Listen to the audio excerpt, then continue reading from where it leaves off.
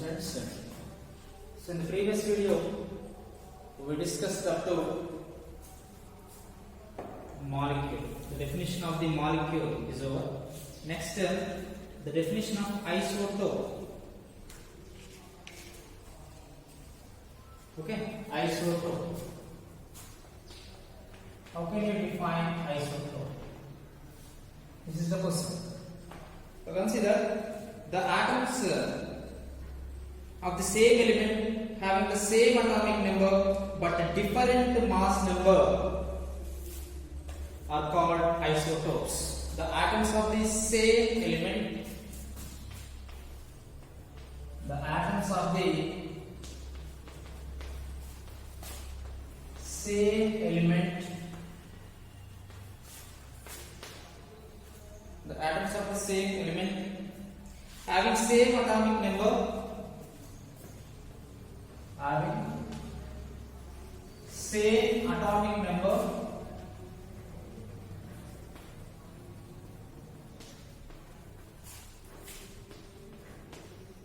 but different mass number,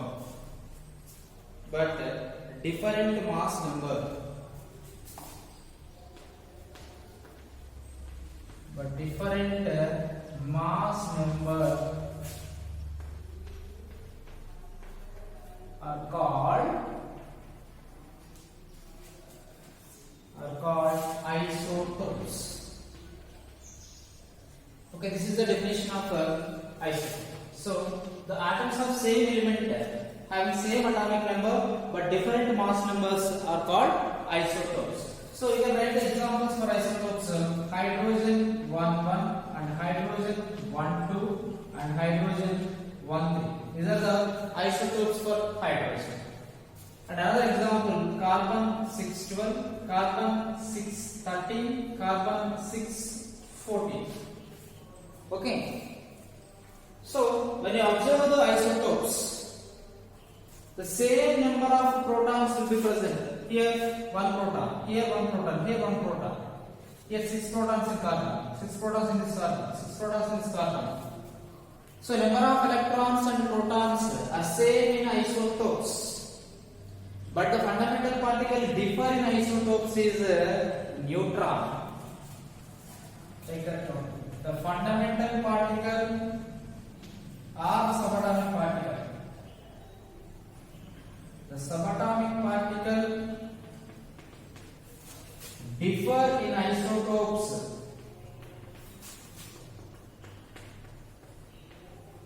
is neutron.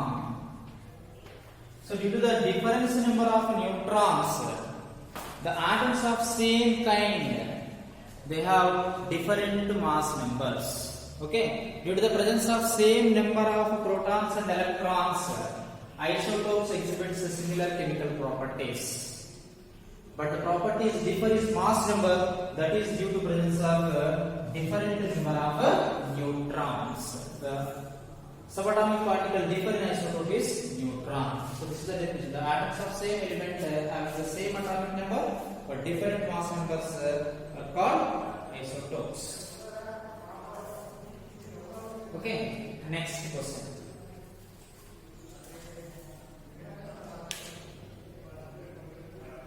Radicals.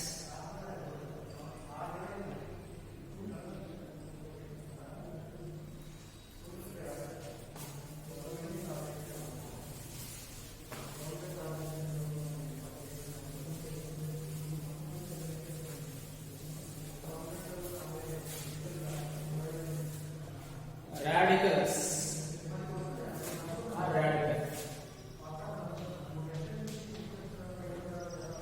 radical. Okay, consider now. So when a group of 2 or more different atoms have a net negative or positive charge on them, it is called radical. When a group of 2 or more different atoms, when a group of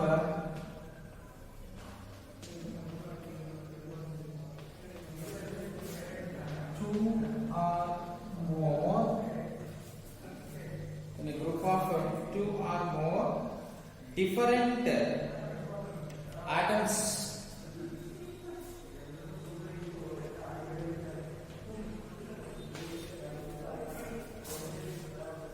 different atoms have a net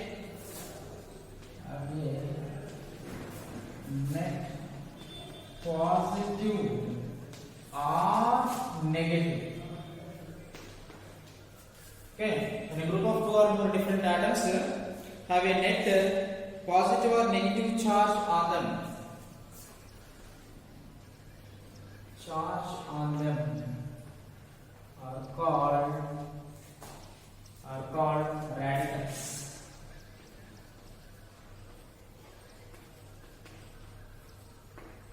Okay, called radicals. So, for example, let us take some examples. NH4 plus. This is ammonium ion, ammonium radical, ammonium ion. SO4 minus 2. This is sulfate. Okay. CO3 minus 2. This is carbonate, carbonate radical of carbonate. Okay. A group of when a group of two or more different atoms have a net negative or positive charge. This is positive charge, negative charge. Group of two or more different atoms have net positive or negative charge and them are called radicals. So these are some of the examples for radicals.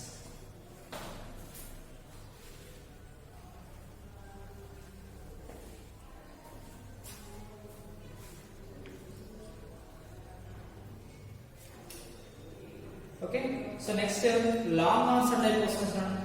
So long answer type questions, it is very time taking process to write on the board.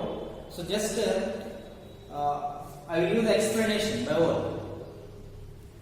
Okay, so now see that first question, describe the structure of an atom with a well labeled diagram. So this is the right, no problem.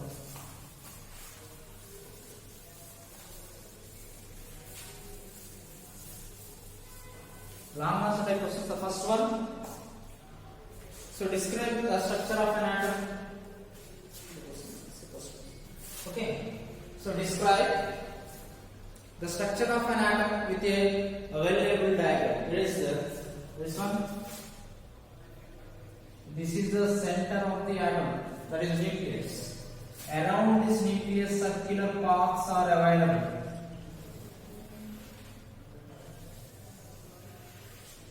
Okay, well labeled diagram they said this is nucleus. Nucleus.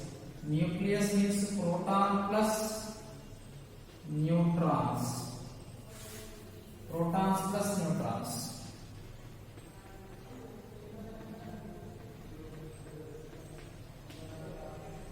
Protons plus neutrons, that is nucleus. These are orbits or shells. Orbit or shell. Okay.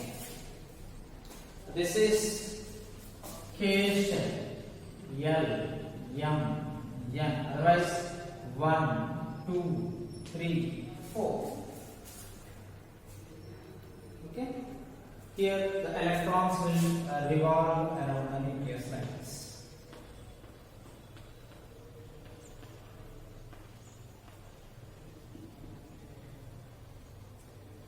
One, two, three, 6, 7, 8. Okay, like this, electrons will revolve around the nucleus. This is valence shell.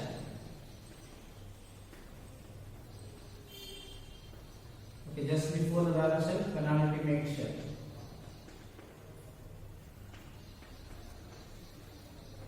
Just before the penultimate shell, anti-penultimate shell.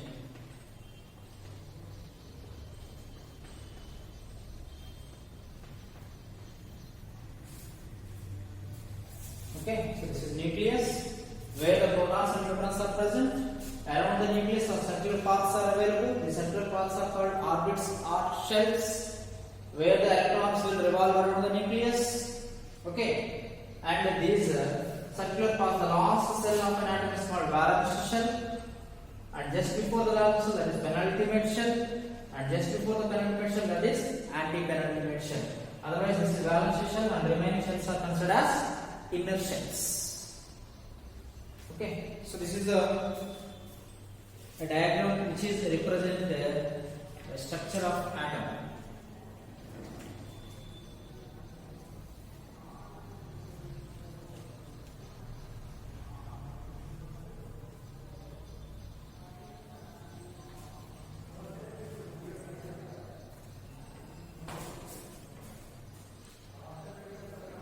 Okay, next.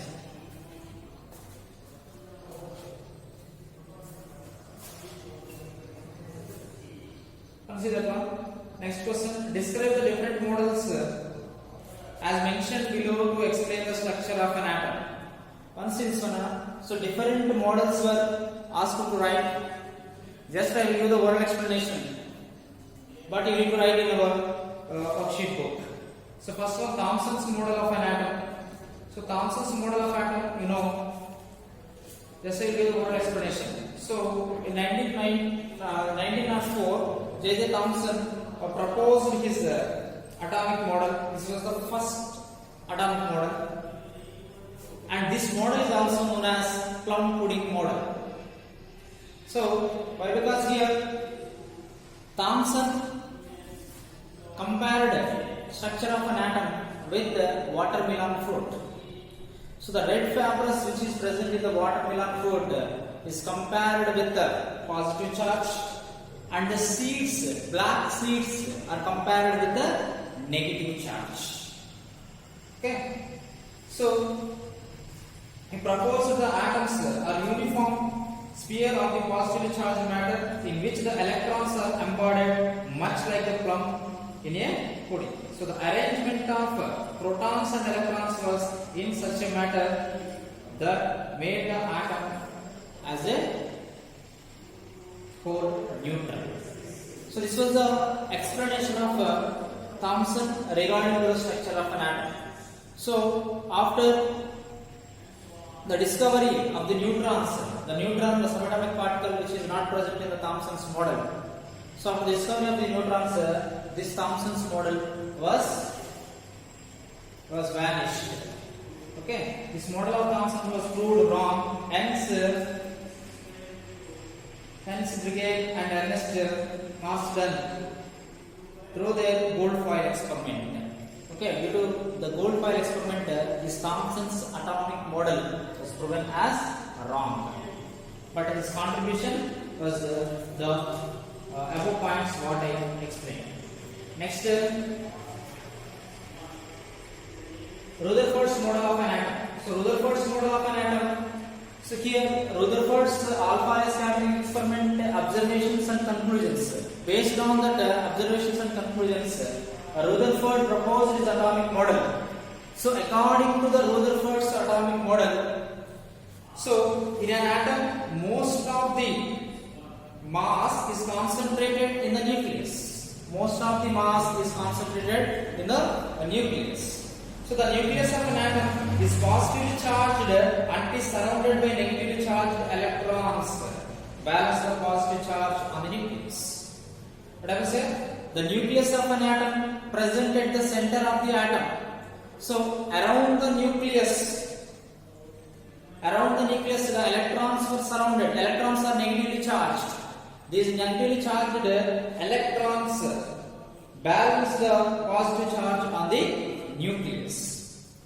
And next one, the electrons are made not stationary, they revolve at very high speed around the nucleus in orbits. These electrons are not stationary, so they can revolve in their paths with high speed. Okay?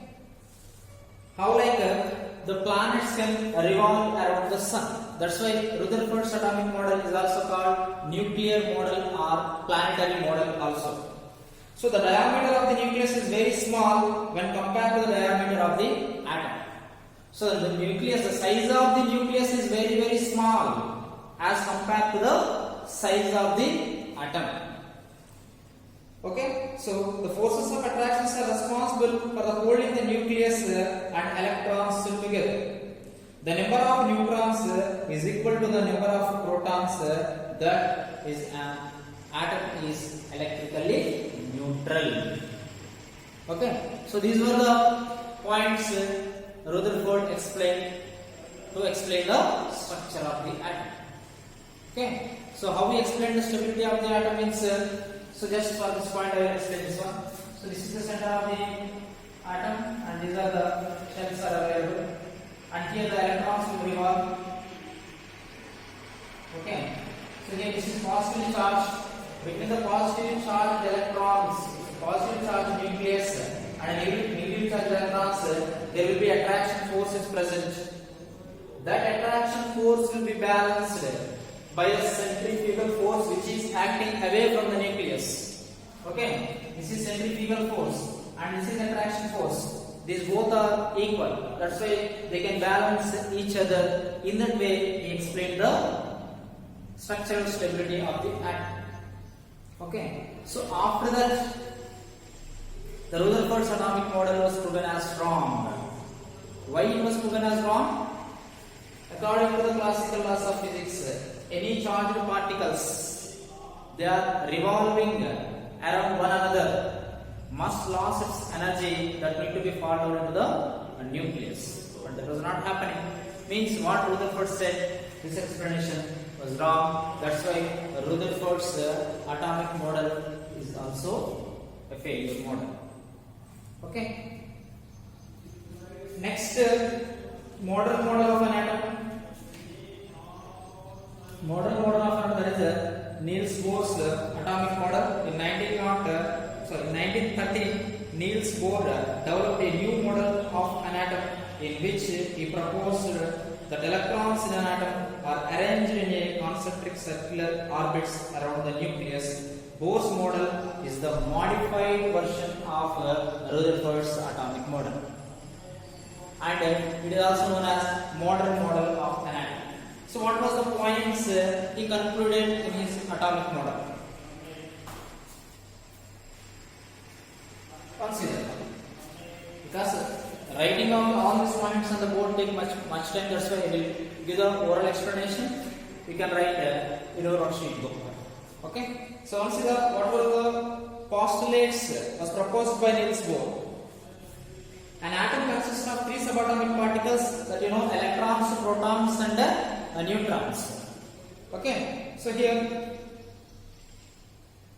an atom consists of a positively charged nucleus at the center, which contains protons and neutrons, collectively called nucleons. At the center of the atom, nucleus is present in a very small region.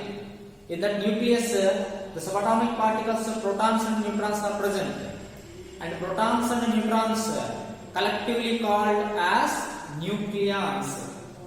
So most of the mass of atom is concentrated in the nucleus and it is surrounded by electrons which has negligible mass. Okay, so most of the mass of an atom was concentrated in the nucleus of an atom.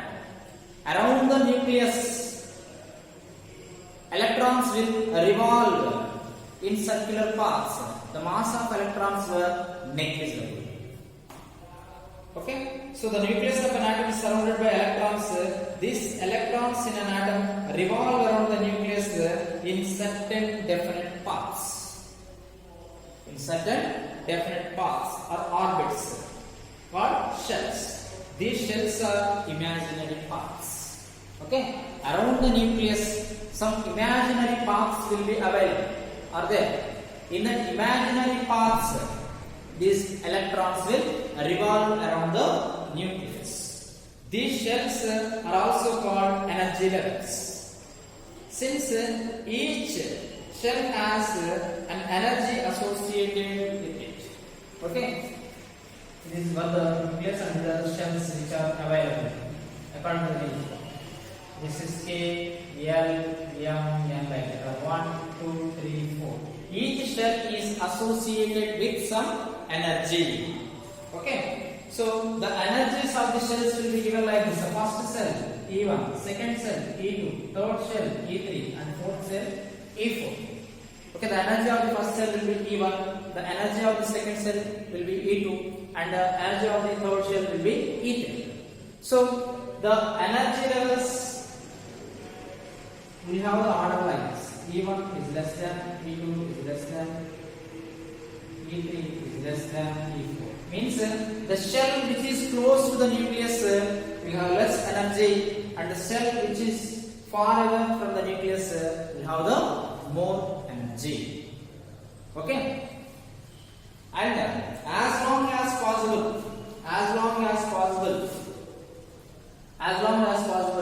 while the electron revolves in this particular path, does not lose or gain its energy. Okay, as long as possible, while the electron revolving in the circular paths does not lose or gain its energy. Okay, so the energy is emitted or absorbed only when electron jumps from one energy level to the another energy level. Energy absorption or emission takes place only when electron jumps from one energy level to the another energy level. If electron jumps from the lower energy level to the higher energy level, energy will be absorbed. If the electron jumps from higher energy level to the lower energy level, energy will be released. For example, electron jumps from E1 to E2, higher to lower to higher, energy absorbed.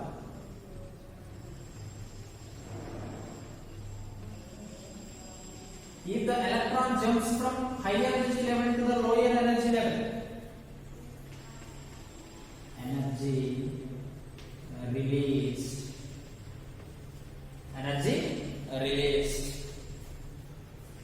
Okay, so energy is absorbed when electron jumps from lower orbit to higher orbit, and the energy is emitted when an electron falls from higher orbit to a lower orbit. Okay, so like this way, Niels Bohr gave his postulates regarding to the structure of the atom. So these were the contributions of the different models to develop the structure of the atom. So in our textbook it is there.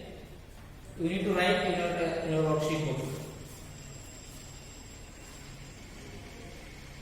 Next, write a short note on Darwin's atomic theory.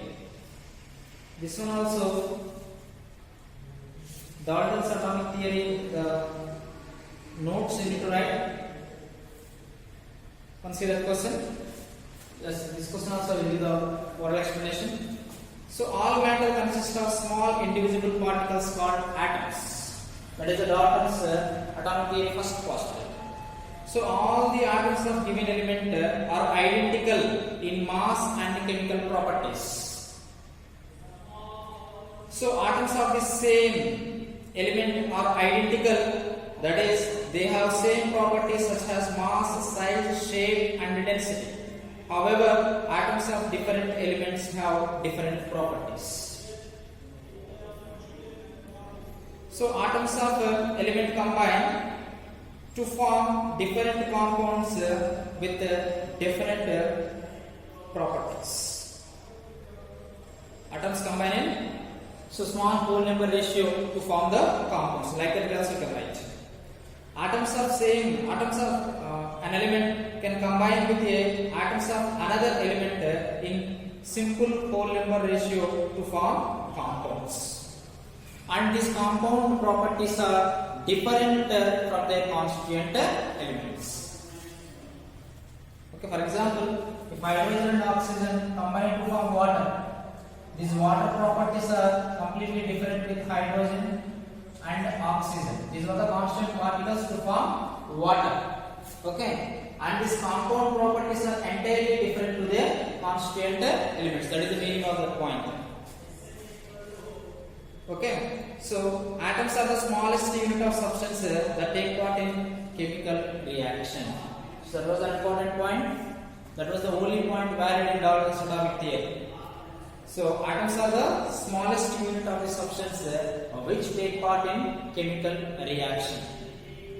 Okay, so atoms can neither be created nor be destroyed during any chemical reaction. Okay, so these were the John Dalton's postulates of the atomic theory. The only point valid in John Dalton's atomic theory is atoms are the smallest unit of substance which take part in a chemical reaction.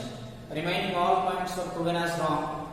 I was given detailed explanation while explaining the topic. Okay. If you have any doubts, let's go through that and copy from there. Okay.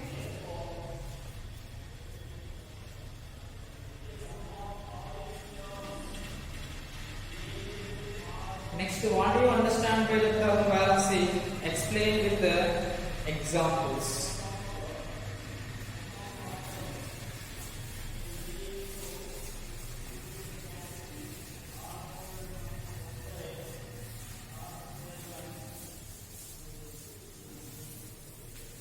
For this valency, old concept of valency and modern concept of valency. First, let's see the old concept of valency.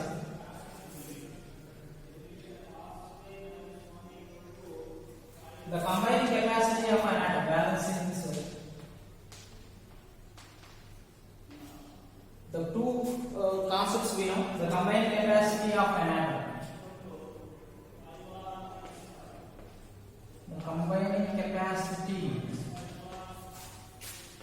of an atom is known as its valency. Example, in ammonia, nitrogen combined with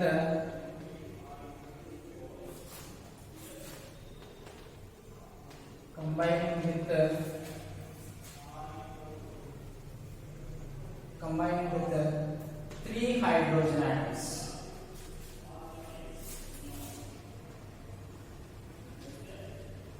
Three hydrogen atoms. So the valency of nitrogen is 3, like this. Here nitrogen is combined with 3 hydrogen atoms, that's why valency of nitrogen is 3. Okay, so modern concept of valency.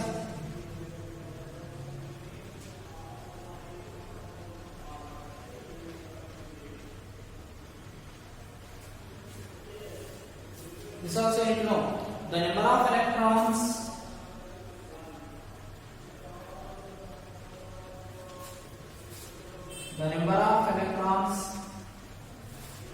that can be lost, gained, or shared to get nearest to known gas.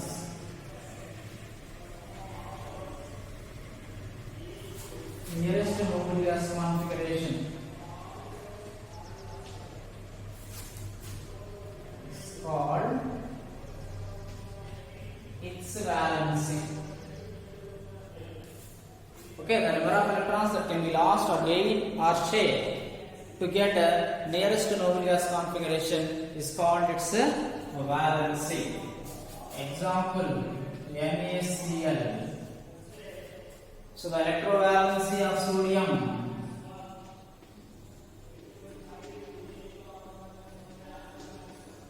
sodium equal to +1.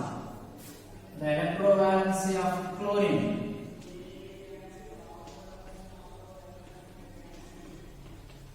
equal to -1. Okay, another example, CH4.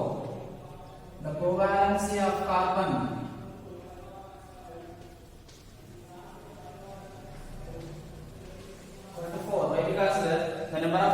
shared by the carbon in the CH4 is 4. You know the modern concept of valency, and you know the different branches of modern concept of valency. So electrovalency and covalency. In the formation of NaCl, the number of electrons lost by sodium is 1 and the number of electrons gained by chlorine is 1. That's why the number of electrons gained, that's why electronegative valency minus 1. So sodium is going to lose the electrons, that's electropositive valency plus. Here in this compound, the number of electrons are sharing to get noble gas configuration. The number of electrons shared by carbon is 4. That's why the valency of carbon is 4. So like that, in the two ways we can write the definitions.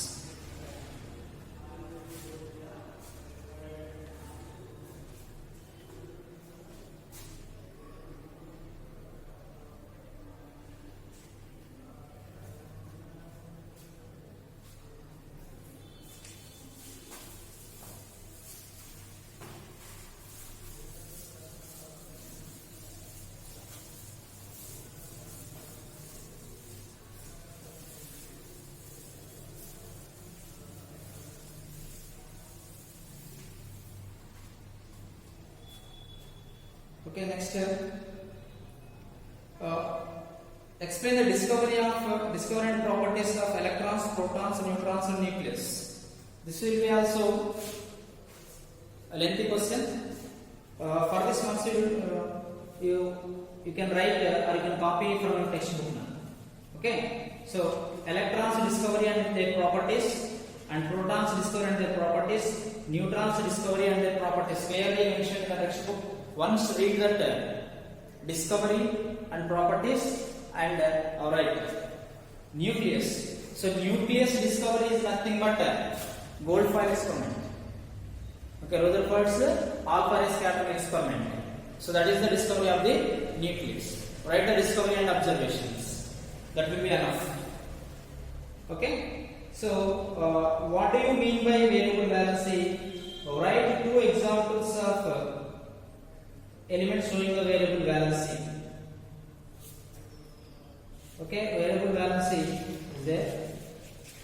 Just I will do the definition and two examples.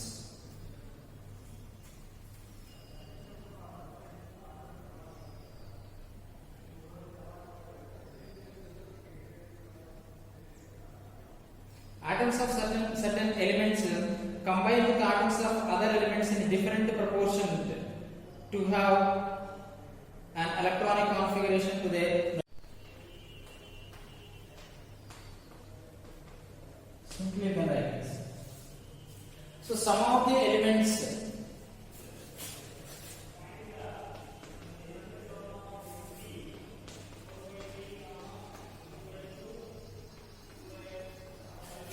can exhibit more than one valency.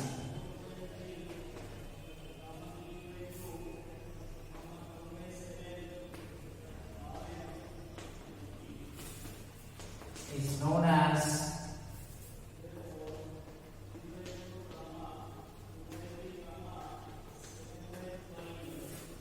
as a variable valency.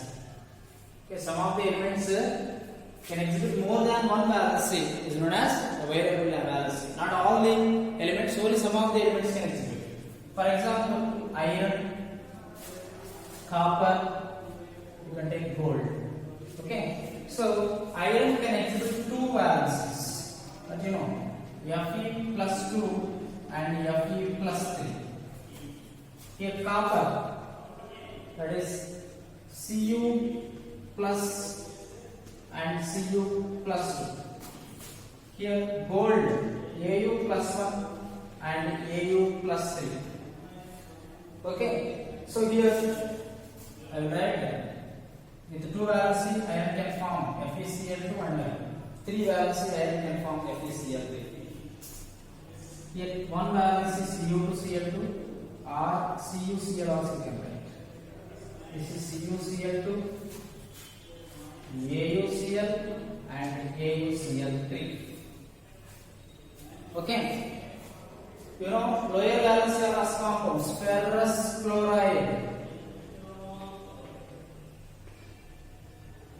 ferric chloride, cuprous chloride, and cupric chloride.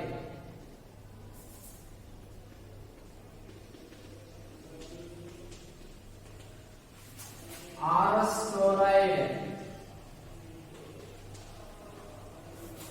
and auric chloride. Okay, in variable valency, the compound which exhibits a higher valency are ig compounds and the lower valency are as compounds.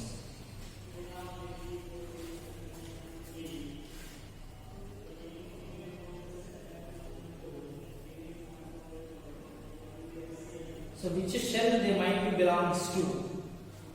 So in higher classes, due to the presence of d orbital, already in the end of the lesson we discussed the s orbital, p orbital, d orbital. Like with the presence of d orbital in this elements, it is variable valence is exhibited by these elements. So that will be evident in the higher classes. Okay. With the presence of d orbital, we will exhibit different variable valences, different valences. Okay, this is a variable valency. Okay, some of the elements, not all the elements, only some of the elements can exhibit more than one valency is known as variable valency. Some of the examples, more are there. Iron, copper, gold are some of the examples. So iron can exhibit +2 and +3, copper can exhibit +1 and +2.